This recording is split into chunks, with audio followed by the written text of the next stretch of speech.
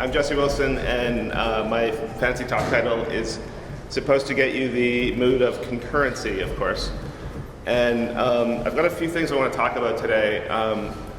What we want, ultimately, when we're writing our Android applications is to write fast, responsive apps, so you're not janking, everything just shows up exactly as quickly as it can. And we also want to write code that's correct. This is important, and sometimes it's like correct in ways where we just want it to feel correct. We're not wasting cycles doing unnecessary work, and sometimes it's actually correct because we're moving our customers' money or their data or something.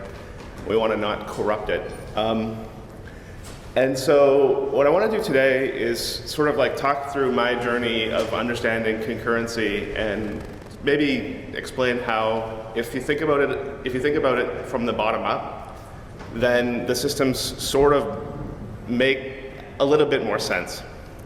So what I want to do today is talk about why concurrency is so difficult.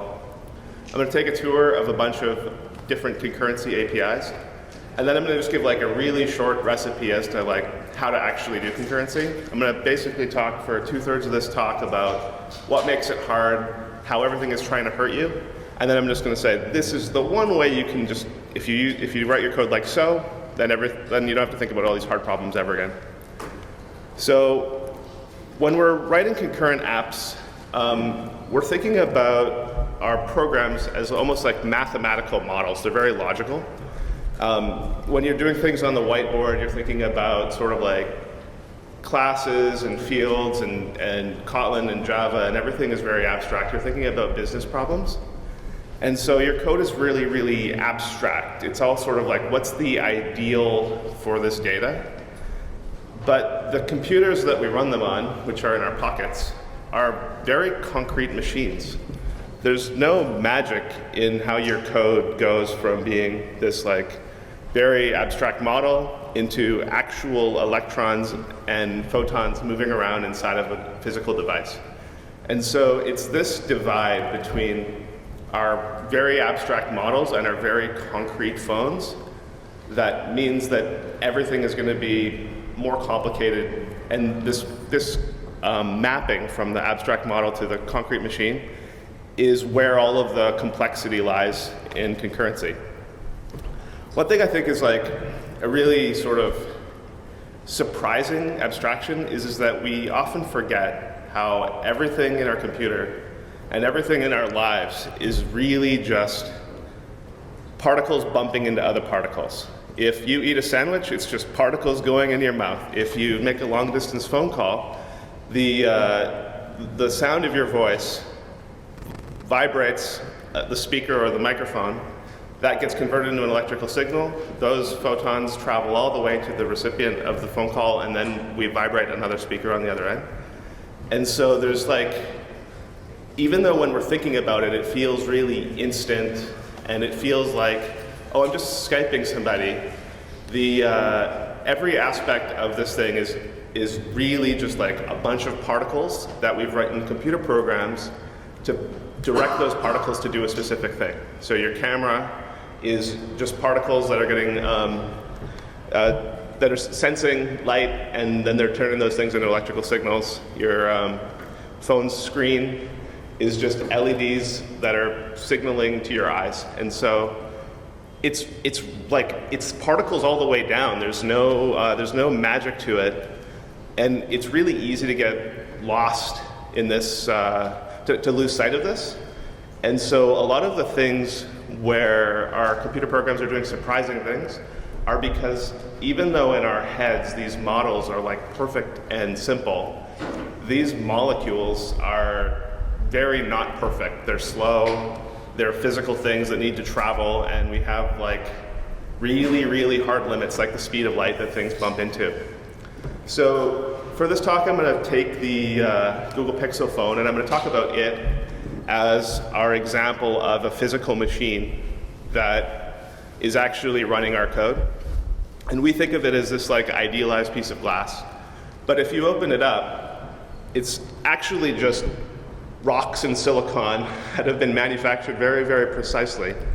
And so the inside of your phone is a real piece of hardware. And when we're writing computer programs, you're not like writing programs for Git. You're not writing programs for the Play Store. You're directing this machine to do a very specific thing. So I want to focus on the sort of like core parts of our Java programs, which is the CPU and the RAM. And so when we're writing our programs, unless we're doing, I/O or we're drawing to the canvas, for the most part, all of our code is ever doing is just running on the CPU and directing something in RAM. So let's talk about each of these pieces. The CPU is our computer's central processing unit. It's where the code runs. And if you want to do something really, really elementary, like add some integers, there's actually pieces of metal inside of your CPU that photons travel through or electrons travel through that implement addition. And so you're saying like I++, and there's electrons traveling through a piece of hardware that are making that happen.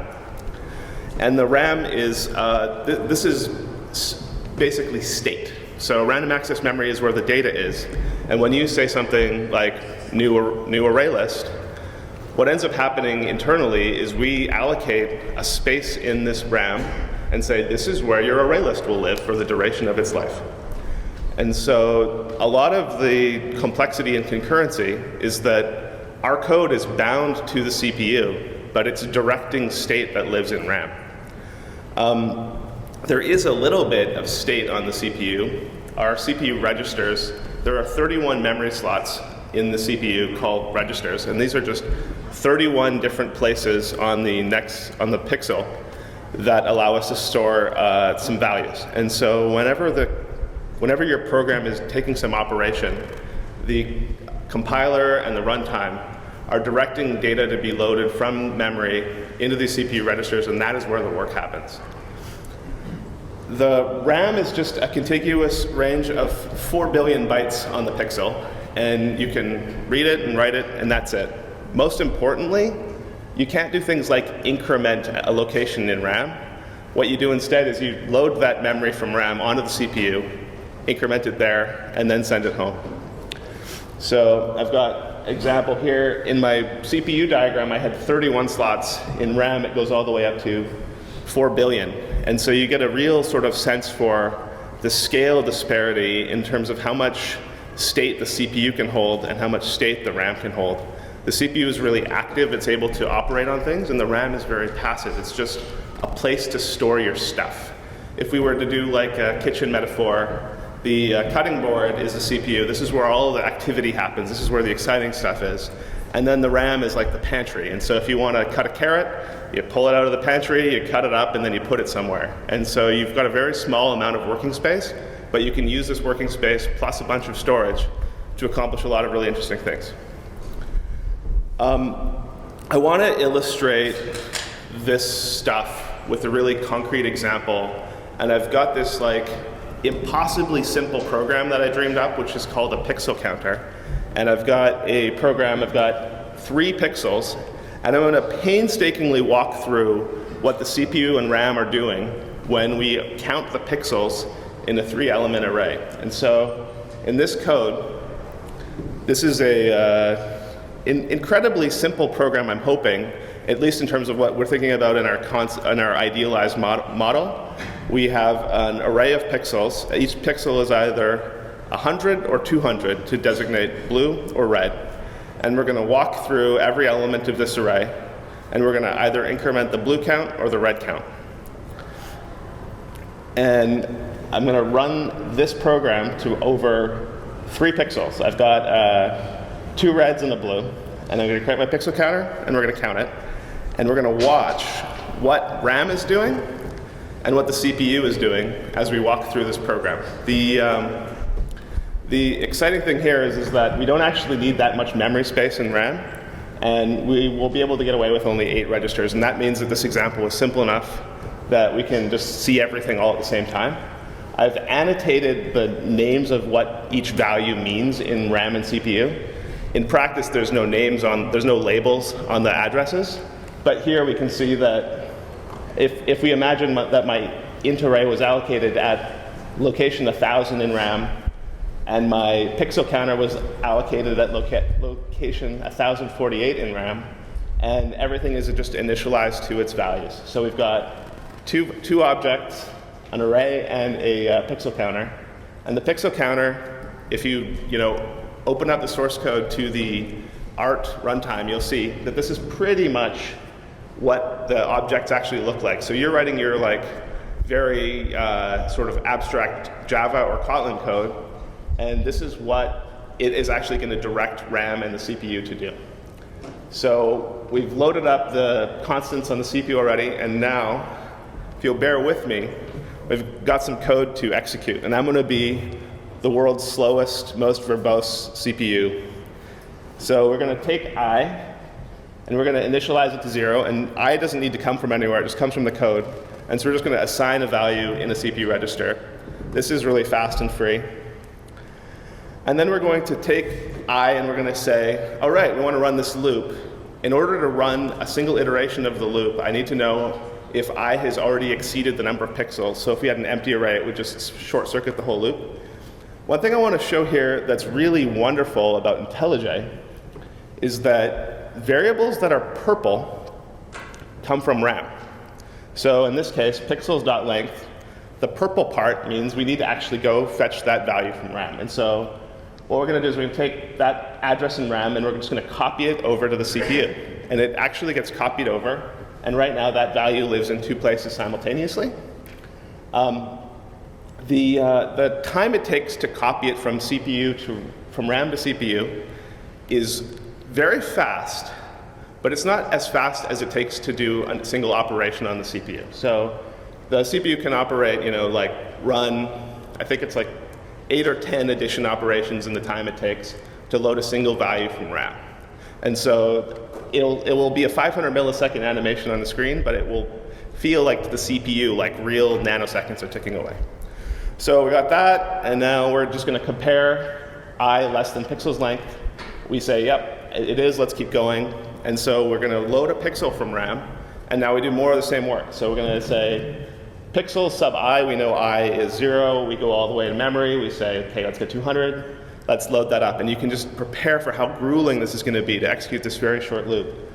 Read that, compare the pixel to blue. We compare those two values. We say, nope, not blue. Compare it to red. Yep, those are the same. And so let's increment red count. And so this part is surprisingly complicated. In our Java code, it's just a single red count plus plus operation. What's going to happen instead is we've got a purple value that we need to read from memory, load it onto the CPU, increment it on the CPU, and then we take that incremented value and we write it back to memory. And so this one tiny, tiny piece of code is directing all of these photons to do their work. And so that was one iteration of the loop, and then we're just going to do the whole thing again, incrementing I, comparing it to the pixels length. And so this is interesting. We've got I is less than pixels length. In this case, the CPU doesn't know that the value it has for pixels length is still up to date. So it's going to go out and load it again from memory. And so we had the value of 3 there. We're going to load 3 back onto the, we're going to copy that again. And so suddenly we're waiting for memory again. Do another comparison, load another value from RAM for I value 2, or for I at 1, and then we copy that over, do some more comparisons, and then we're going to do this whole red increment dance again, where we take the value from RAM, copy it over to CPU, increment it, and send it home.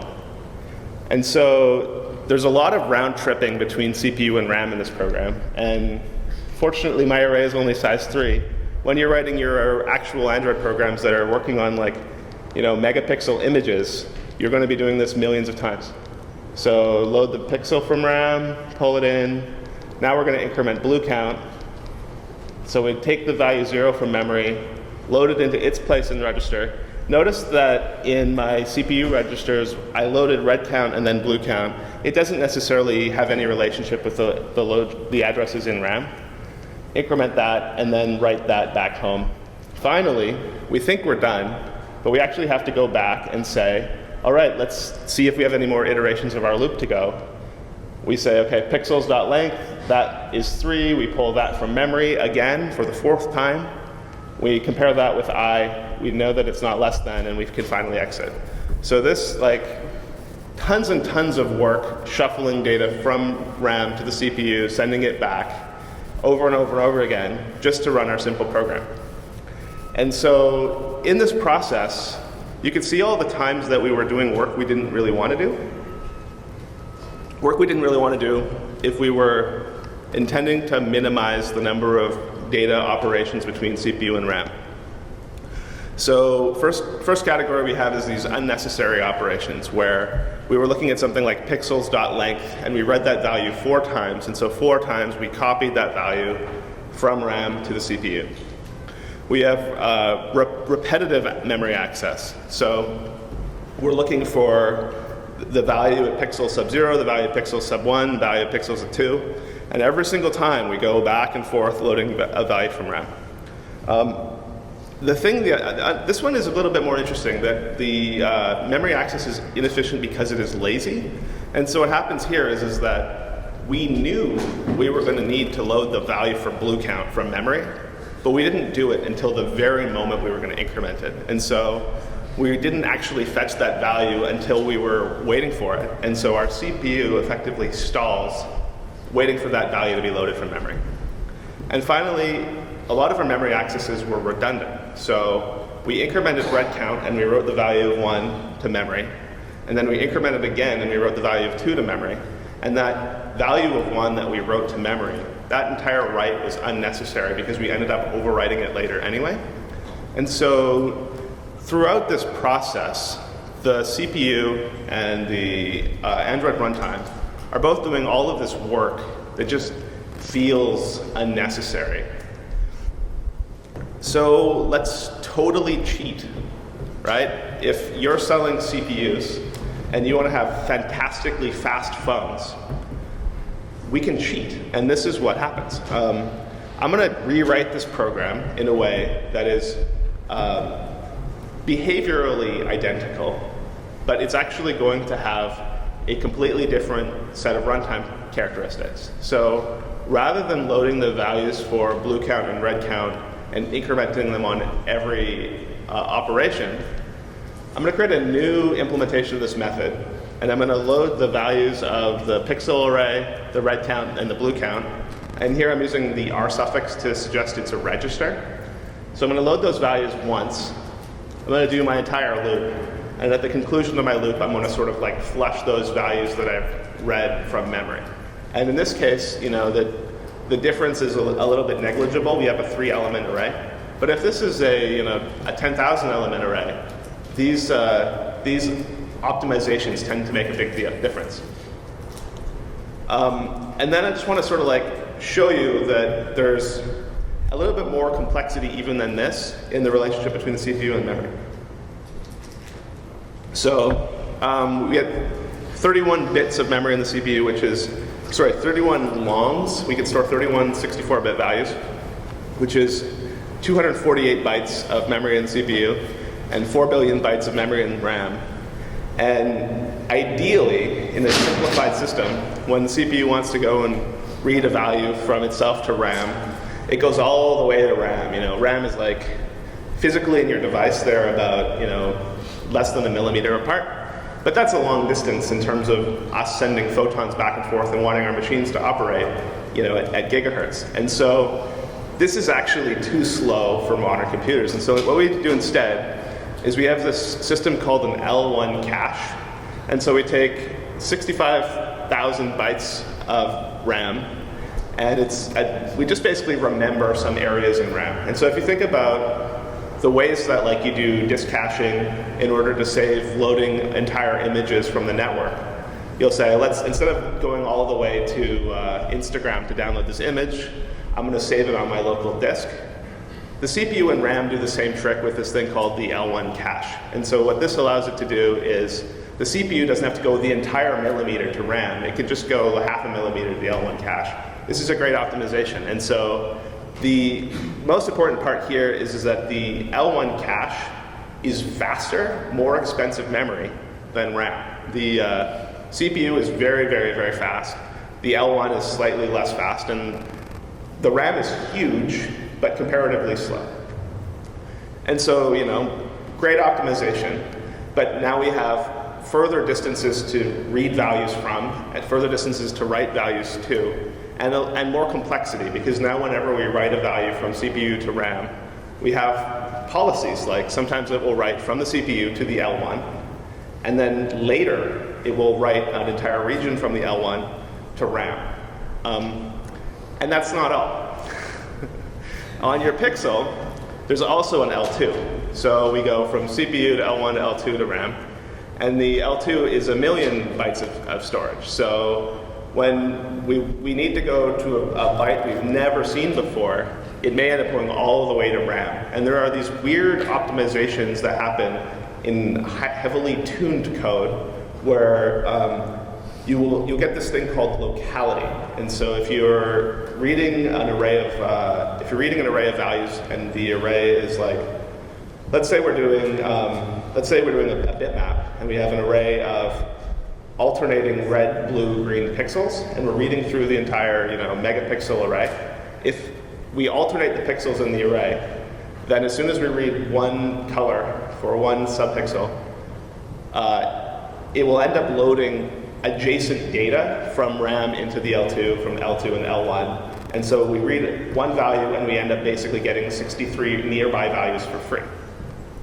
If instead you had an array of reds, an array of greens, an array of blues, then when you read reds, you get adjacent reds for free, but you lose your adjacent blues. And there are super weird things that happen where you can have two identical programs in terms of like what they do logically, and they have very different performance characteristics, just because of the fact that like some programs will end up needing to go all the way to RAM every single time you do something, and other programs will only need to go to the L1.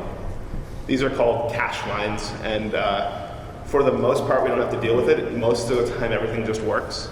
But when you're writing heavily optimized code, these are the things that will come up and bite you.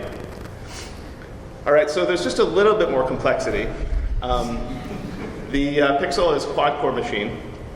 And so we actually have 4 CPUs, 4 L1s, a single L2, and our 4 gigs of RAM. And when we write a value from the CPU to RAM, we don't actually write it all the way to RAM. We write the value from CPU to the L1, and then later, which is very, very loosely defined, it will get written from the L1 to RAM. And so this is the sort of universe we're living in when we're doing our concurrent programs. All right, so we're talking about two things that are sort of competing with each other here. We've got our program that is counting pixels, and our pixel counting program, the naive way, goes back and forth between CPU and RAM a lot, and that is slow. And so the compiler and the CPU will rewrite the program to make fewer round trips to memory. They'll reorder statements. And then simultaneously, we have these hardware devices where when you write a value to RAM, that's actually 4 different locations. It could be the register, the L1, the L2, or all the way to main memory. So if we're cheating, we want to only fetch each value once. We want to fetch each adjacent values together. We want to anticipate reads and load data eagerly. And we want to defer writes. And so these optimizations are all happening inside of your CPU. And they're all conspiring to make concurrency really hard. I've got this other program that's just going to show exactly how difficult it can be and how unintuitive. And so this pixel counter program, I've got a function called blue count, and it takes an array of pixels, and in this case it just returns the number of blues that we found. And there's a function called new blue-red mix, and this builds an array of alternating blue and red pixels. And finally, I've got a method called initialize and count. And so in my pixel counter object, I want to make sure that if many threads are calling the initialize and count function, that I only initialize it once. So what I'm going to do is I'm going to have a Boolean called initialized. It's initially going to be false. I'm going to call new blue-red mix. Once that's done, I'm going to assign that array to my pixels array. I'm going to set initialize to true, and then I'm going to call blue count on my pixels. And so my goal here is that if I have multiple threads calling initialize and count concurrently, I never have a problem where two threads do surprising things. I want to make sure, and that's what this initialized Boolean is for. And so what happens? It's a trap. Is it safe? We guard the access to pixels initialized. What happens if multiple threads call initialize and count? It turns out that this program crashes in a really surprising way unless you have this like reordering model in your head. So one thread will reorder its writes, writing the initialized Boolean before it writes the pixels array. And so that is completely allowed. It can, even though we say pixels is this, initialized is true, the thread is allowed to just say initialized is true, pixels is this. And so that totally sucks in terms of thinking about our program, but it happens all the time. And then another program reads our initialized, another thread reads our initialized as true, and then our pixels value before it gets assigned by this other thread. And so we create this race. And what's really weird about this particular race is that it is possible, but it's not possible if every program runs the statements top to bottom. It only happens if the values are executed out of order. And so this is why you have to be really careful about concurrency. Let's see. The reordered code and memory access make impossible things possible. And this is the thing I want y'all to take home when you're thinking about writing concurrent programs. I want you to think, I can't trust myself. I can't look at code and see, is this combination of operations possible? For reference, I ran that particular program on my Mac, and it does fail if you just run it with a pair of threads. You have to run it a bunch of times, but eventually it fails. So a sort of more close to home example, there's a fine example called the Android architecture blueprints, which is what we're all using to see what should we do when we're building, say, in Android applications. This is Google's set of example programs for how do I design my application. And so I am super paranoid and afraid about concurrency, and I thought any sample program that exists on the internet that does anything concurrent in it is going to have a concurrency bug, because it's just really hard. So this is the first one I grabbed, and of course it has a concurrency bug. We have, if you open up the Google sample, it builds a to-do list app. And in this particular to-do list app, we have this linked hash set of m-cached tasks, which is basically to-do items. And in the process loaded tasks function, which loads tasks from the database, it loops over all of the tasks it loaded and puts them in the shared memory linked hash map. And then simultaneously, if you're in the UI for the application and you create a new to-do list item and you press the check mark, it will call this save task function, and save task calls mcache tasks.put. All right. So this is unsafe. Why? It turns out that if you have a Java linked hash map and two threads concurrently call put, one of those threads will either corrupt the map, eliminate data that's already there, or crash your application. In this case, calling put from two threads concurrently, one of the threads can end up crashing with a array index out of bounds exception. So you end up with this program where like everything is working, and you deploy it into the wild. You know, this is Google sample, so smart people are building this stuff. It's really, really hard. When multiple threads access the same object, bad things happen. This object could be corrupted or lose data or it could crash. The case I'm actually much more worried about than crashing the application is losing data. So if we end up calling put multiple times concurrently, all the puts could succeed, but one of them could just like blown away a ton of data. And it could even end up losing data that's unrelated to the data that's being put. So you have some database thing, you insert a new value while some other thread is also inserting a value, and then a value from like 3 weeks ago disappears. Super, super scary and weird and scary. So concurrent code is fragile. Programs that are correct in isolation can become horribly broken in terrible ways when you run them concurrently.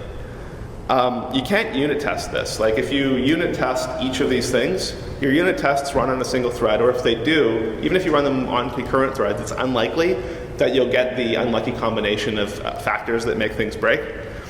And 1 in a million bugs happen all of the time. So even though there's only a certain combination of interleavings of events that will corrupt data, our applications have millions of users, and our users are using our applications all of the time.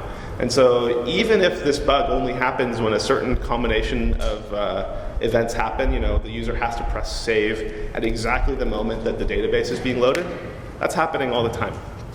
So let's talk about the tools we have to mitigate and deal with concurrency. I'm using the word weapons here because I want to give you the impression that they're dangerous. The concurrency libraries, they're very, very powerful, but they're a little bit like gunpowder. You can do really fun things with them. You can have fireworks, and you can shoot your face off. So let's be careful. The simplest, sort of most core abstraction is a thread. In Java, you make a runnable, create a thread, and you're done. I like telling everybody to set a name for their thread so that when your program crashes or you want to investigate what's happened, you can see what your thread is doing. And then there's a higher level abstraction of this over this called executor service. And what executor service does is it just manages creating threads for you. And similarly to threads, individual threads, you can set a name for your executor services threads with a thread factory. Usually you'll be using a framework, but you'll occasionally have to deal with these particular things. So we have language level features to help us cope with concurrency. One of them is called a volatile field. And so I'm going to put the volatile keyword on my initialized Boolean. And this has fantastic consequences. Whenever you have a field that is volatile, every time you read that value, it reads it all the way from core memory. It doesn't store it in the L1 or the L2 or even a register. It always loads it from memory. So when you put volatile on your field, you're saying, I want to pay the entire 3 nanosecond price of loading the freshest value every single time. The other thing that's nice about volatile fields is that when you write them, it always writes all the way to the home value for that thing. It doesn't save it and defer the write until later. Volatile has this interesting property, which is that it isn't local. So if you read a volatile field, all of the reads of every single piece of memory nearby will also be refreshed from memory. So you have a single volatile field, you read it, anything that's been sort of cached in the CPU register or in the L1, every single value you'll get a very fresh value. So you read a volatile field, everything that you read is fresh at that point. And when you write a volatile field, everything that you've written will be written at the same time. So volatile fields have this really nice property where if all of your fields are volatile, your program operates in the sane, obvious way that you expected them to operate in all along. Volatile isn't atomic. So if we do something like blue count plus plus, it's still doing a volatile, it's still doing a read all the way from memory, an increment, and then a write all the way to memory. And in the interim, other threads can do all sorts of things. They can change the value. So you can't use volatile to implement certain sorts of things. And so that's why we get into synchronized, which is a much more powerful abstraction. And so whereas volatile guards data, whereas volatile guards fields, synchronized ends up being a construct that we put on individual methods. So I've made my initialize and count methods synchronized. And synchronized has a couple of neat things in terms of how it works internally. We give every object in the entire Java program a lock. And we say, when you're calling a synchronized function, when you call a synchronized method, you have to hold that lock. And so if two threads both try to call initialize and count at the same time, one of them will run and then the other one will run. And which one runs in which order is not deterministic. And so this is really powerful. You'll hear the word mutex, and that's just, it's mutually exclusive. There can only be one thread running that block of code at the same time. So Our synchronized block also has the same sorts of properties that volatile has, where when you enter a synchronized block, all of the reads that you're doing once you enter the synchronized method will be fresh. When you exit a synchronized block, all the writes are flushed.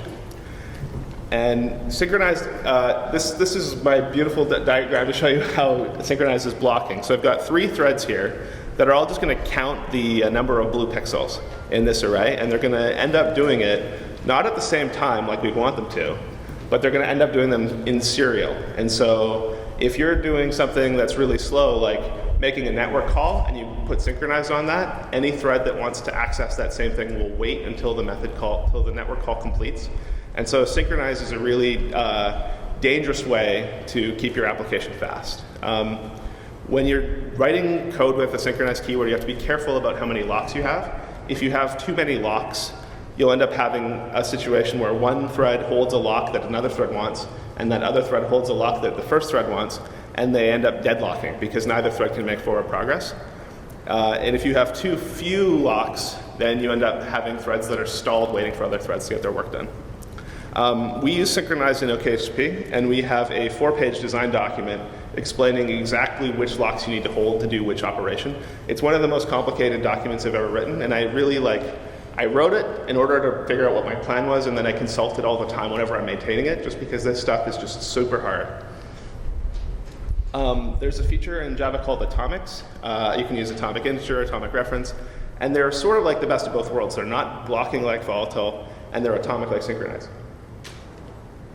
There's a class called countdown latch, and what this lets you do is sort of like a 3, 2, 1 blast off. And so you create a countdown latch, and you say, my count is, usually you say count is 1, and then you can either call countdown, which decrements it, or await, which waits until the latch gets to 0. And this is a really powerful construct, especially for doing things like writing multi-threaded unit tests, because you can say, I want to make sure this entire thing is completed before my other thread proceeds. There's a class called concurrent hash map. It's like hash map, but for use by many threads, and it might be overkill for single user applications. Typically, this is intended for servers where you have sort of like hundreds of threads contending over the same data. Blocking queue lets you solve consumer-producer problems with multiple threads. It has a blocking put, so you can say put, but eventually the blocking queue fills up, and you call put, and it waits until somebody else takes a value out of the queue. You have to be careful about capacity on a blocking queue. If you don't specify one, you'll run out of memory if the producers outrun the consumers. And if you set the wrong one, then your program will be less fast than it could be. There's a class called the scheduled thread pool executor, which is like the most powerful, most amazing class ever. This one lets you just say, run this work every 5 seconds until I tell you to stop. For Android applications, we almost always prefer handler.postDelayed, because when scheduled thread pool executor works, it works on the threads that it owns, whereas post-delayed runs on the Android main thread. If you are excited about all of these powerful weapons, there's a fabulous book by Brian Getz called Java Concurrency in Practice. It's, I think on Fragmented, Don Felker called it a snoozer. It's a little bit dense, but it's a great book in terms of just like getting a full catalog of all of these weapons and how you can use them to hurt yourself. Finally, this is the good part, effective concurrency. So the first 2/3 of this talk, my goal has been just to scare you away from concurrency, and now I'm going to tell you just how to avoid it. The best thing to do is just the main thread is the boss. If you treat your application such that the main thread owns all the data, then there are no opportunities for concurrency problems. You say everything that is interesting happens on the main thread, and occasionally the main thread will say, I have some work that I'd like to hand to a worker thread, and to be very sort of isolated in terms of the scope of that work. You want to send an immutable task to the worker thread so that you, the main thread, and the worker aren't simultaneously accessing data that is changing. And workers post immutable results back to the main thread so that once the worker has some object, it can hand it to the main thread safely. Immutable comes up a lot in concurrency, and the whole idea of immutable is we actually have no ability to be thoughtful about data that is changing while it is data that is being accessed by multiple threads and changing. And so immutable says, let's not even attempt to solve that problem. Let's just make it so that our data never changes. And this is like a really simple idea. It works really well. Once an object is shared between threads, changing that object is unsafe. Objects that never change are always safe. So yay, immutable. Let's talk about how you make immutable work. You can do it the way that effective Java recommends, where you declare all of your fields are final, and the fields themselves use immutable values. You have to be careful about collections. If you have like an array list, the array list isn't immutable, so you have to like take a copy or do some extra work. Or you can just be really sharp and use auto value. It's a fantastic way to get immutable values without writing a ton of code. Or if you're all 2017, Kotlin data classes are the bomb. So again, models go on the main thread. This is the recipe for safe concurrency. Put all of your mutable application state on the main thread. Keep your main thread synchronous, and avoid using handler.post from the main thread. So sometimes you'll be writing an application, and you'll say, okay, this thing isn't really initialized yet. I want to like do it later on the main thread. Almost always that indicates you've got like something sketchy going on. The only example I've heard of that makes this sane is if you want to defer work until after your layout is complete. There's this talk by Ray Ryan called Where the Reactive Rubber Meets the Road. You should look that up. It's a fantastic resource.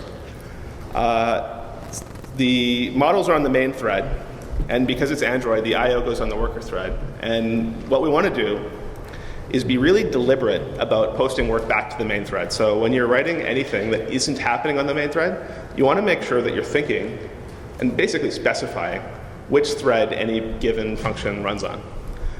You have to be really careful about listeners and libraries. So if you're using a library that is calling you back, you want to make sure that it's going to call you back on a thread you expect it to. Often it will call you back on a random thread, and you will hurt yourself.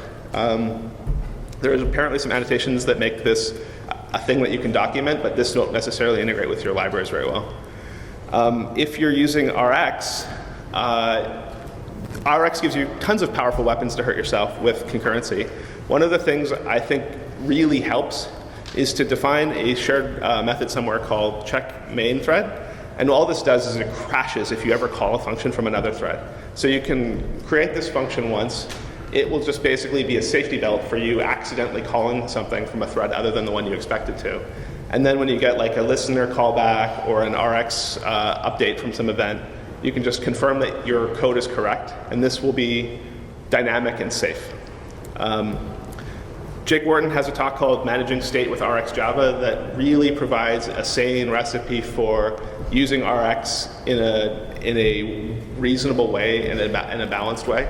And this talk is particularly good because it encourages this sort of like models on main approach. So, to recap, concurrency is super difficult and you should never do it. There's a bunch of language features and APIs that like help you do concurrency, but they're just enabling you to hurt yourself. And what you really want to do is just access everything on the main thread. Thank you.